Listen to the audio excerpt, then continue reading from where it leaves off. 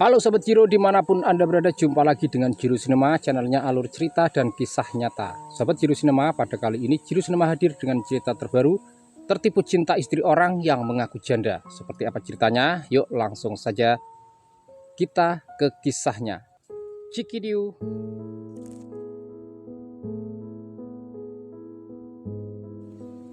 Kisah ini terjadi pada tahun 2000. Pada waktu itu saya masih bekerja di sebuah perkebunan kelapa sawit. Saya bekerja sebagai seorang pegawai di perkebunan itu yang bertugas menyelesaikan administrasi di perkebunan kelapa sawit tersebut. Saya memiliki banyak teman, banyak sahabat, namun karena tempat kerja saya yang terpencil dan pada waktu itu belum seramai sekarang ini, kendaraan juga masih jarang, sehingga membuat kami yang bekerja di perkebunan itu menjadi anak-anak kuper, anak-anak yang ketinggalan zaman, jarang keluar ke kota. Hari-hari kami lalui dengan berdiam diri di perkebunan, di komplek perkebunan. Teman-teman kami ya karyawan-karyawan, anak-anak karyawan yang tinggal di lokasi perkebunan itu. Kali-sekali kami keluar untuk berbelanja maupun urusan lain. Dan saya keluar kota apabila ada tugas khusus atau tugas mendesak ke kantor pusat. Saya baru saja mengalami frustasi atau kegagalan cinta karena tahun yang lalu saya ditinggal menikah oleh orang yang paling sangat saya sayangi, orang yang paling sangat saya cintai. Ketika kepadanya lah saya berharap, kepadanya lah saya menggantungkan masa depan, bahwa dialah wanita yang paling sangat saya cintai, dialah wanita yang paling sangat saya sayangi, dan saya juga sudah berencana untuk membina rumah tangga bersamanya.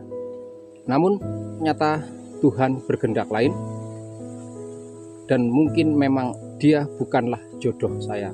Lambat laun saya mengikhlaskan, merelakan pilihannya. Dengan lapang dada saya menerima kenyataan bahwa dia bukanlah jodoh saya, dan mungkin Tuhan sudah mempersiapkan yang terbaik bagi saya. Hari-hari dilalui dengan kegalauan. Seringkali saya ditawari kenalan sama teman-teman, ditawari berkenalan dengan cewek-cewek atau perempuan-perempuan yang teman-teman mereka, namun saya berusaha menolaknya. Saya selalu beralasan bahwa untuk saat ini saya lebih memilih fokus pada pekerjaan, belum memikirkan tentang pacaran. Walaupun beberapa teman menasehati, mengingatkan bahwa yang lalu biarlah berlalu, yang sudah terjadi biarlah terjadi, dan kita harus tetap optimis bahwa kita harus tetap menjalani hidup kita. Namun saya memang belum berpikiran atau belum kepikiran memikirkan tentang kelanjutan masa depan dengan perempuan. Saya membiarkan saja kehidupan ini berlalu begitu saja. Lambat laun saya pasti akan menemukan jodoh yang terbaik buat saya. Hingga pada suatu ketika di kebun itu kedatangan seorang perempuan cantik, perempuan berwajah cantik, yang tiba-tiba datang ke lokasi perkebunan karena menyusul saudaranya yang bekerja sebagai karyawan di perusahaan tempat saya bekerja. Sebut saja namanya Susi. Susi memiliki wajah yang lumayan cantik. Bila dibandingkan dengan saya yang berwajah pas-pasan dan sederhana ini, jauh lebih cantik. Rasanya tidak serasi. Namun belum berpikir ke arah ke situ. Yang jelas semenjak kedatangannya, hati ini seperti terketuk. Seperti ada getaran-getaran yang melanda dada ini. Entah mengapa hati ini merasa tidak tenang bila bertemu dengannya. Bahkan setiap malam sebelum tidur, saya selalu memikirkan wajahnya, memikirkan dirinya. Sampai pada akhirnya kami bisa berkenalan. Setelah perkenalan itu, akhirnya saya memberanikan diri mendekatinya, berusaha untuk lebih akrab dengannya. Walaupun banyak laki-laki seusia saya yang notabene adalah karyawan di perusahaan tempat saya bekerja, dari lingkungan tempat saya bekerja, dari jenis pekerjaan yang berbeda-beda, berlomba-lomba untuk mendekatinya, saya juga ikut serta mendekatinya, walaupun dengan cara yang pelan-pelan, tidak seperti mereka yang gerubak-gerubuk, langsung cari perhatian, langsung to the point.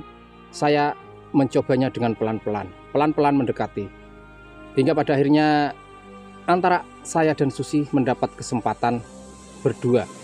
Pada kesempatan berdua itu, saya dan dia bercerita tentang kehidupan masa lalu saya dan juga masa lalu dia. Saya bercerita bahwa saya di tempat yang sama, di sini, di tempat saya bekerja, setahun yang lalu baru saja mengalami kegagalan cinta. Karena orang yang paling sangat saya cintai, orang yang paling sangat saya sayangi, tega meninggalkan saya. Meninggalkan saya untuk menikah dengan orang lain. Betapa hancur leburnya hati ini, karena rasanya tidak bisa menerima kenyataan. Namun lambat laun, seiring berjalannya waktu, perlahan-lahan saya mulai menyadari bahwa apa yang terjadi mungkin memang sudah kehendak Tuhan Yang Maha Esa. Dan saya yakin dan percaya bahwa Tuhan sudah mempersiapkan yang terbaik buat saya. Ternyata Susi juga mengalami masa lalu yang suram. Ia berterus terang bahwa saat ini berstatus sebagai janda, yang artinya Susi pernah menikah. Kemudian saya bertanya alasan perceraian itu. Alasan kenapa dia menjadi janda. Apakah suaminya meninggal, atau memang diceraikan oleh suaminya, ataukah dia yang meminta bercerai. Kemudian ia bercerita panjang lebar bahwa kehidupan rumah tangganya tidak harmonis, tidak seharmonis semasa pacaran. Bahwa laki-laki yang menjadi suaminya adalah pendusta. Ketika mereka masih pacaran, laki-laki itu sangat manis merayunya, sangat baik perilakunya, sehingga membuat Susi menjadi terpikat, membuat Suci menjadi terpesona, dan akhirnya menerima lamarannya. Banyak janji-janji dari laki-laki itu, sehingga Susi tak berdaya. Mau tidak mau, ya menerima kenyataan bahwa laki-laki itulah pilihan hidupnya, laki-laki itulah yang menjadi suaminya. Namun setelah Susi melahirkan, keadaan menjadi berubah. Laki-laki itu menjadi pemarah. Sikap jiwa mudanya yang suka mabuk-mabukan, suka berjudi, ternyata bukannya bertobat, malah semakin bertambah parah. Setelah anaknya lahir, suami Susi menjadi brutal dan arogan, sering jarang pulang ke rumah. Hal itu membuat Susi menjadi tidak tahan, tidak nyaman hidup bersama dengannya. Walaupun ia berusaha untuk tetap kuat, tetap sabar menghadapi suaminya, karena bagaimanapun itulah, dialah pilihan, dialah laki-laki yang sangat dicintainya pada masa mudanya sebelum menikah. Walaupun banyak laki-laki yang mengharapkan cinta darinya, yang menginginkan menikahinya, namun laki-laki itulah pilihan Susi yang harus didampinginya. Bahkan Susi juga berharap bisa mendampingi suaminya seumur hidupnya sampai maut memisahkan. Ia selalu berharap dan berdoa semoga suaminya bertobat, suaminya cepat sadar bahwa saat ini ia sudah berkeluarga, sudah berumah tangga, sudah memiliki istri, bahkan sudah memiliki anak. Namun apa yang terjadi? Suami Susi bukannya bertambah sadar, justru semakin menjadi-jadi. Bukan hanya meninggalkannya untuk mabuk-mabukan ataupun berjudi, tapi juga sudah berani main kasar sama istrinya. Setiap ada masalah pelampiasannya, pasti Susi mendapatkan tamparan ataupun pukulan dari suaminya. Hal itu membuat Susi menjadi tidak tahan. Bila hanya omelan, didiamkan ataupun ditinggal pergi, Susi masih tahan. Tapi karena main tangan, main pukul dengan kasar, lama-lama Susi juga tidak tahan, sehingga ia menggugat bercerai. Pada awalnya suaminya tidak mau menceraikannya, namun karena Susi bersikeras, apapun yang terjadi ia tetap minta cerai. bahkan sampai melibatkan orang tuanya. Ia mengadu ke orang tuanya bahwa ia tidak sanggup lagi menjalani hidup dengan suaminya.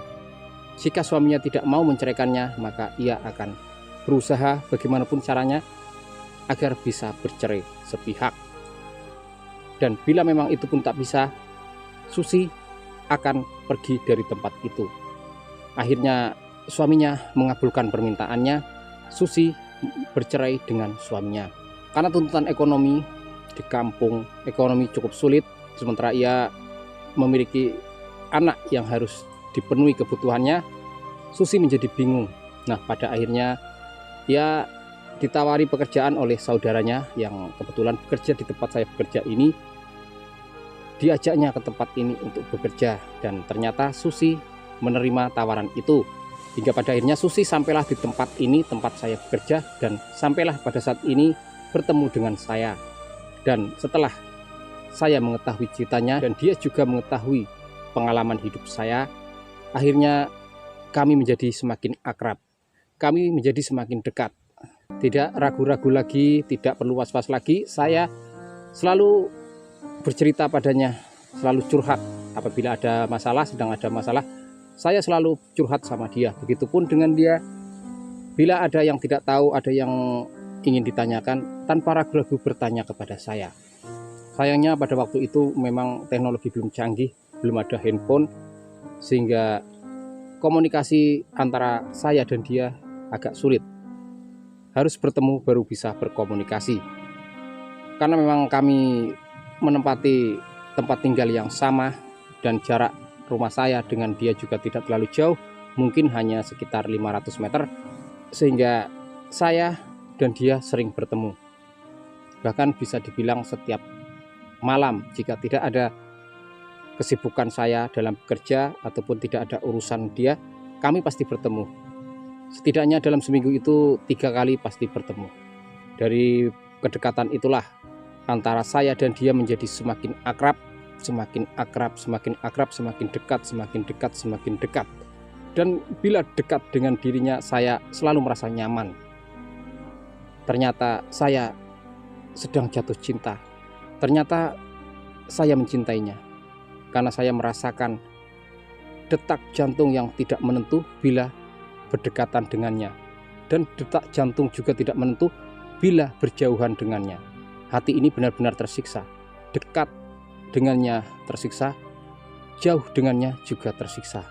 Jadi hari-hari saya menjadi semakin tidak menentu. Tidak konsentrasi dalam bekerja, sering melakukan kesalahan, sering ditegur oleh atasan karena kesalahan-kesalahan yang saya lakukan dalam membuat laporan atau dalam bekerja. Dan saya merasa bila diterus-teruskan seperti ini akan kacau semuanya. Dalam pekerjaan saya pasti akan kacau. Bila terlalu sering melakukan kesalahan-kesalahan, saya pasti akan mendapatkan teguran. Dan tentunya kalau sering mendapatkan teguran, saya juga akan mendapatkan hukuman. Maka dari itu saya beranikan diri. Apapun yang terjadi, saya harus memberanikan diri. Ini terjadi sama dengan yang terjadi pada kekasih saya yang terdahulu. Akhirnya pada waktu yang tepat saya bertemu dengannya dengan terus terang. Walaupun malu-malu dan ragu-ragu, saya katakan, saya ungkapkan perasaan saya bahwa saya mencintainya. Saya bersedia menjadi suaminya, saya bersedia menjadi ayah bagi anaknya. Semula ia ragu-ragu karena ia sudah janda. Ia merasa tidak enak hati karena status yang berbeda, dan baginya juga jarak yang tidak sama atau status hidup yang tidak sama, karena saya orang kantoran dan sementara dia hanyalah pegawai rendahan. Namun saya tepis semua alasan-alasan darinya. Saya tidak peduli apapun statusnya. Tentang pekerjaan itu hanyalah pekerjaan, tentang jabatan itu hanyalah pekerjaan. Pekerjaan juga tidak ada yang tahu keesokannya seperti apa. Tidak selamanya orang yang rendahan itu akan tetap rendah, dan tidak selamanya juga orang yang tinggi akan selamanya tinggi. Saya tetap akan menerima apapun statusnya, walaupun ia janda. Kemudian ia memikirkan ucapan-ucapan dari saya, memikirkan pertanyaan-pertanyaan saya. Dia tidak langsung menjawab, cukup lama dia merenung. Saya berikan kesempatan bagi dia untuk berpikir. Saya memberikan kebebasan kepadanya, tidak memaksanya agar menerima. Bila memang ia punya pilihan lain atau belum ingin, karena masih trauma, belum ingin melakukan hubungan-hubungan serius, saya beri kesempatan kepadanya untuk berpikir. Bila pun menolak, akan saya terima dengan lapang dada. Saya tidak akan memaksa. Ketika ia berpikir, saya terdiam. Saya beri kesempatan kepadanya agar berpikir dengan jernih, agar memikirkannya dengan matang, dipikirkan semua yang akan ia lakukan. Karena semua itu akan berhubungan dengan kehidupannya, dengan masa depannya. Saya juga tidak mau apabila ia menerima permintaan saya dengan terpaksa, yang suatu saat akan menjadi beban, akan membebani hidup saya dan membebani hidupnya. Tentunya ada keluarga yang perlu dipikirkan. Ia juga perlu memberitahu saudaranya yang di sini, ataupun sebelum langsung memberikan jawaban tentang ajakan saya, bisa bertanya terlebih dulu kepada saudaranya yang sudah lama di sini, yang sudah mengenali saya, yang sudah kenal dengan saya sejak lama, yang tentunya ia sudah mengetahui sepak terjang saya di tempat ini. Cukup lama ia terdiam, cukup lama ia merenung. Saya merasakan adanya getaran hebat di dalam dada saya. Was-was, apa yang akan dia jawab? Apakah ia akan menjawab malam ini, ataukah ia akan menggantung pertanyaan dari saya? Namun apa yang terjadi? Tiba-tiba ia berkata bahwa ia bersedia. Ia bersedia pacaran dengan saya, bahkan bersedia menikah dengan saya. Sudah cukup lama ia mengagumi saya. Sudah cukup lama ia mengamati saya, bahkan ia sudah mencari tahu tentang saya ke sana ke sini, termasuk kepada kakaknya, kepada kakak iparnya, kepada teman-teman yang ada di tempat ini, bertanya tentang saya. Bahkan ia juga tahu bahwa saya pernah mengalami kegagalan cinta, dan sejak kegagalan itu saya belum pernah berpacaran lagi. Saya tidak pernah dekat dengan wanita manapun selain teman kerja. Saya merasa gembira sekali, merasa bahagia karena pada akhirnya apa yang saya takutkan tidak menjadi kenyataan. Ternyata ia menerima isi hati saya, menerima perasaan saya, menerima ungkapan rasa cinta dari diri saya. Saya merasa senang sekali, saya mengucapkan terima kasih. Saya berjanji bahwa saya akan dengan tulus mencintainya. Saya bersedia menunggu sampai kapan dirinya bersedia untuk saya nikahi. Tidak buru-buru. Saya juga tidak mengharapkan terlalu buru-buru.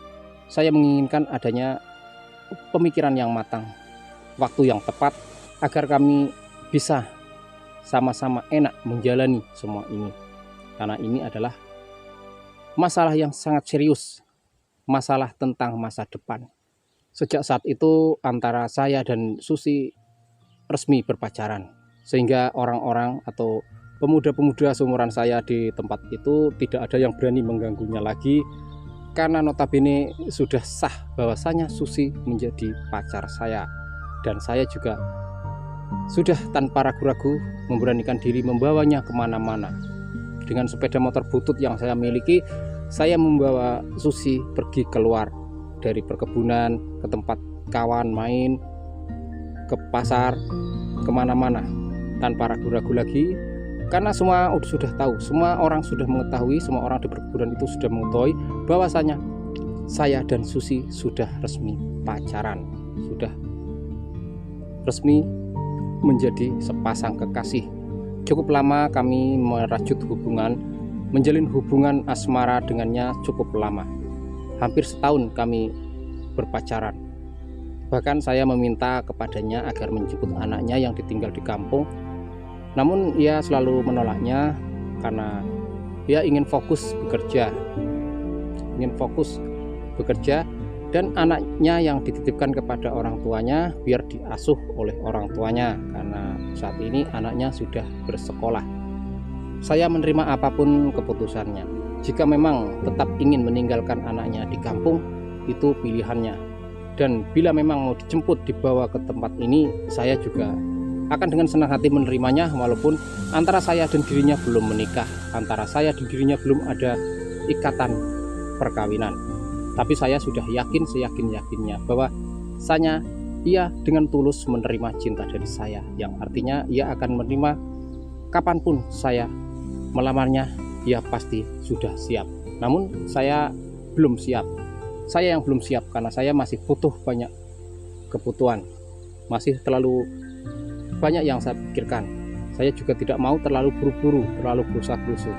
Yang pasti saya juga sambil melihat kesetiaan yang dimilikinya. Apakah ia benar-benar setia menanti saya, ataukah ia hanya bermain-main saja?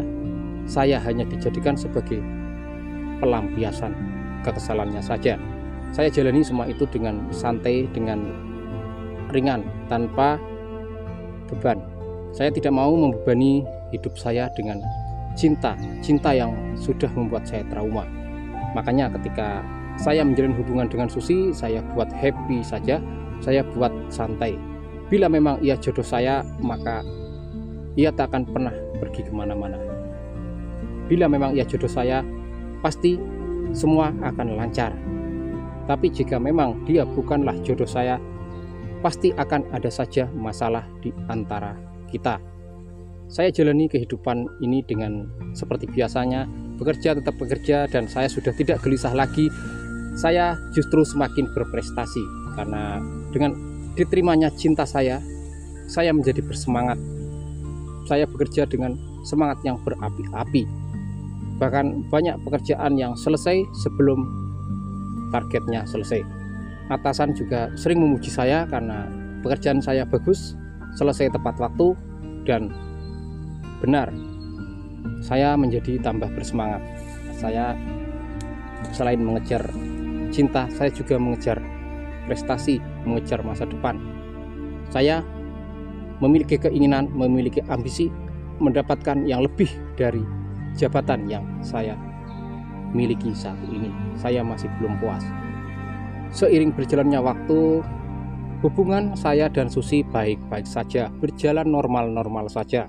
Seperti biasanya, saya tetap datang ke rumahnya. Setiap hari libur saya membawanya pergi keluar, main kemana, ke tempat liburan. Setiap ia mau kemana, ia meminta antar kepada saya, pasti selalu saya sempatkan. Karena ada saudara dia yang tinggal di luar perkebunan, tepatnya di desa, sehingga dia sering mondar-mandir ke desa. Jika di desa ada acara, dia pasti datang ke sana, dan saya pasti selalu yang mengantar, dan saya yang menjemputnya ketika ia akan pulang. Bahkan orang-orang desa juga sudah tahu bahwasanya Susi pacar saya. Antara saya dan Susi pacaran. Saya dan dia sudah merasa nyaman dan cocok. Pada waktu itu kakak saya menegur saya.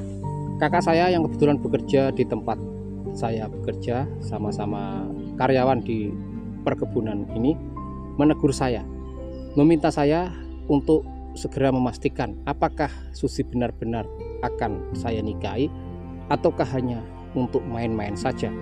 Saya tegaskan kepadanya bahwa saya serius, saya akan menikahinya. Cuman memang untuk saat ini saya belum siap. Saya masih menunggu waktu yang tepat untuk melamarnya. Dan ia juga sudah siap dan bersedia menerima lamaran dari saya kapan saja, tanpa harus terburu-buru. Kemudian kakak saya memastikan jika memang serius, karena kakak saya tentu juga memikirkan tentang saya dan memikirkan dirinya yang mungkin menjadi bahan omongan di luar sana, yang mungkin kawan-kawan juga sudah menggunjing tentang hubungan saya, yang saya sudah membawanya kemana-mana, sudah ngapeli tiap malam, keluar saya bawa, tapi tidak ada keputusan apa-apa. Mungkin kakak saya menjadi malu, menjadi risih. Akhirnya ia menegaskan bila memang serius secepatnya untuk melamarnya. Kemudian saya serahkan kepadanya sebagai saudara tua saya. Saya serahkan kepadanya untuk memikirkan waktu yang tepat untuk melamarnya. Kemudian ia berunding dengan orang-orang tua di perkebunan ini, dengan orang-orang yang dianggap tua, berunding kapan waktu yang tepat untuk melamarnya.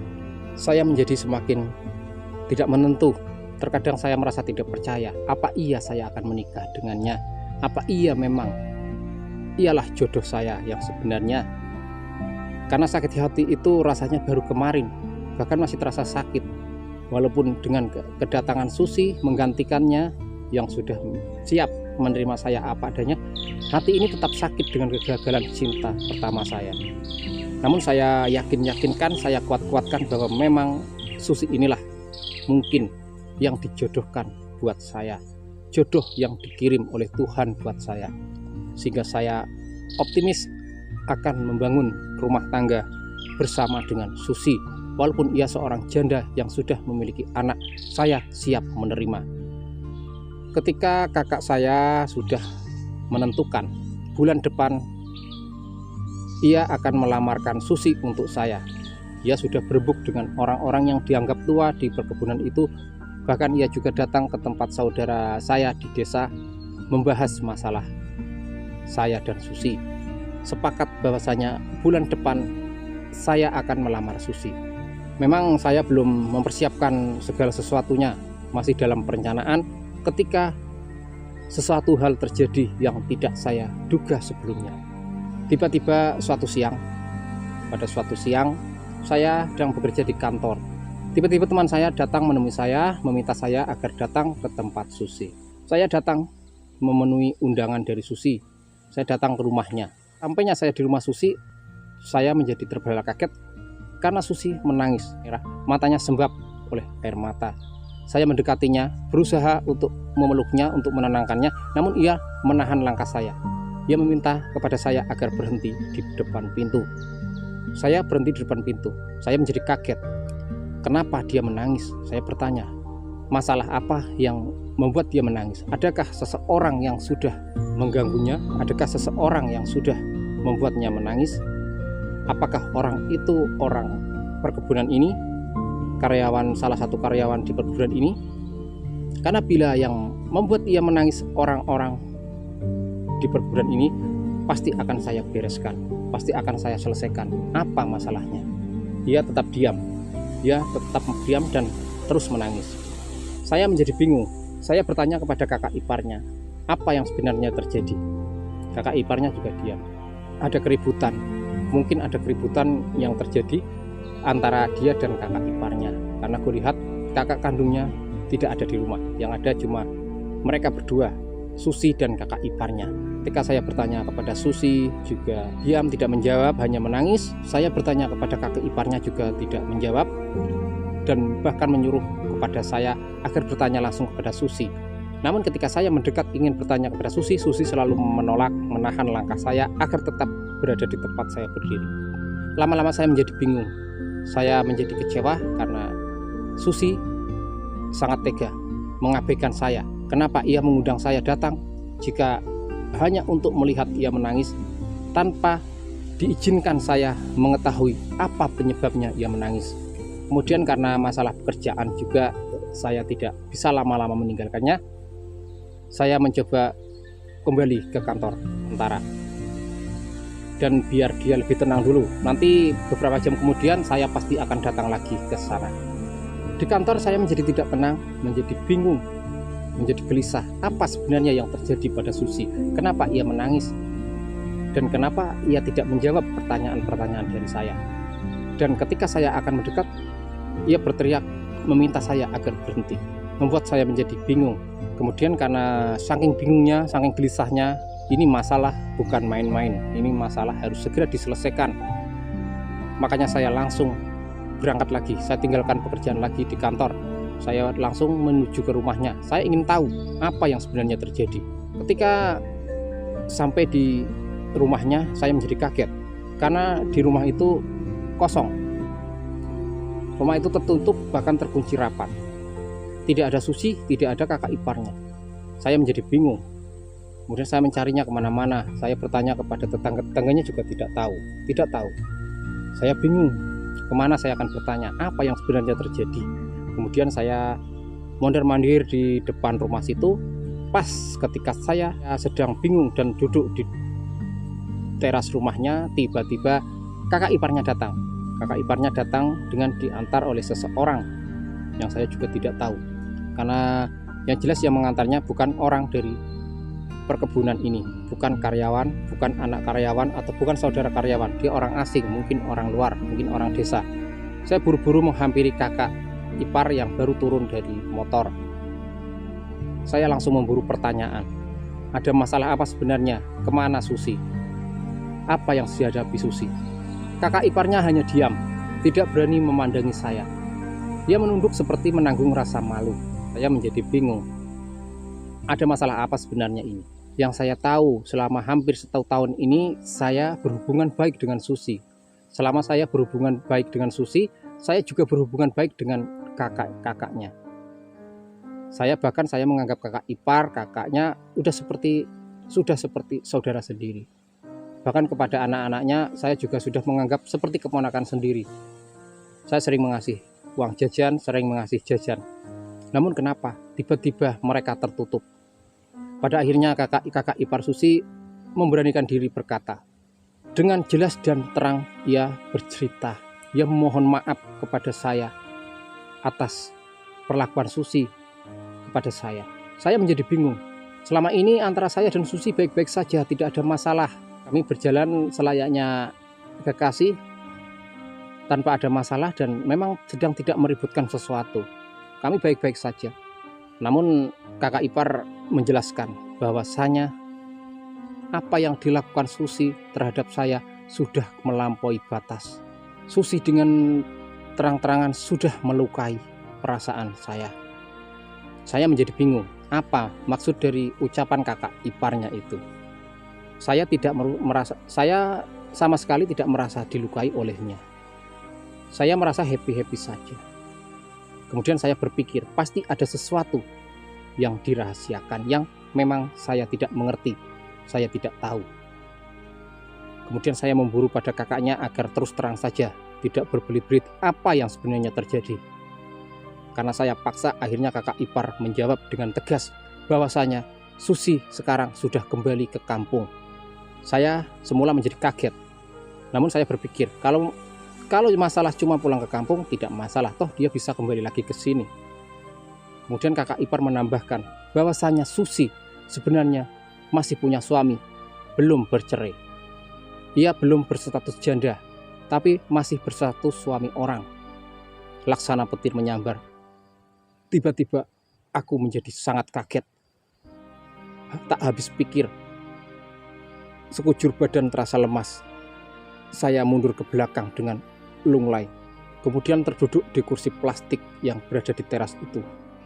Kakak iparnya memohon-mohon kepada saya, memohon maaf karena ia juga tidak tahu bahwasanya antara Susi dan suaminya belum sah bercerai. Bahkan mereka tidak merencanakan perceraian sama sekali.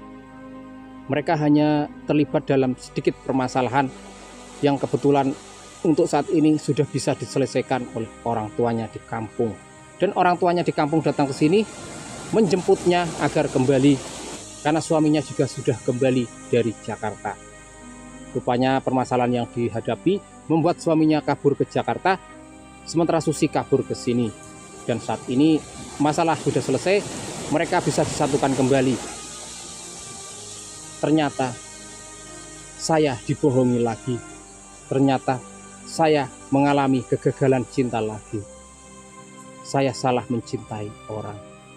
Saya salah mencintai orang. Saya salah mencintai seseorang yang mengaku janda, ternyata masih istri orang. Ternyata ketika Susi menangis dan menahan langkah saya, dan ketika saya bertanya, dia diam. Begitupun ketika saya bertanya kepada kakak iparnya, diam, bahkan menyuruh saya agar bertanya langsung kepada Susi. Ternyata pada saat itu antara Susi dan kakak iparnya sedang ribut, sedang bertengkar. Kakak iparnya memarahi Susi karena tidak berterus terang kepada saya. Sudah berani menjanjikan sesuatu kepada saya, sementara dia sendiri belum bersih. Walaupun Susi berjanji akan membersihkan dirinya dan tetap akan menuntut bercerai dengan suaminya, namun kakak iparnya tetap memarahinya. Dan bagi saya, ini bukan masalah sepele, masalah yang hanya bisa diterima begitu saja. Susi sudah benar-benar melukai perasaan saya. Walaupun ia bercerai, walaupun ia kembali ke kampung hanya untuk bercerai dengan suaminya, kemudian datang ke sini lagi, saya tidak akan menerima lagi. Saya tidak akan menerima wanita yang seperti itu. Wanita yang sudah dengan terang-terangan mendustai saya, yang sudah terang-terangan berjanji kepada saya bahwasanya akan menerima saya apa adanya. Dan saya menurut saja, karena mengetahui bahwa latar belakangnya sudah bersih. Ia sudah benar-benar menjadi seorang janda. Namun pada kenyataannya, hari ini saya dilukai lagi oleh wanita.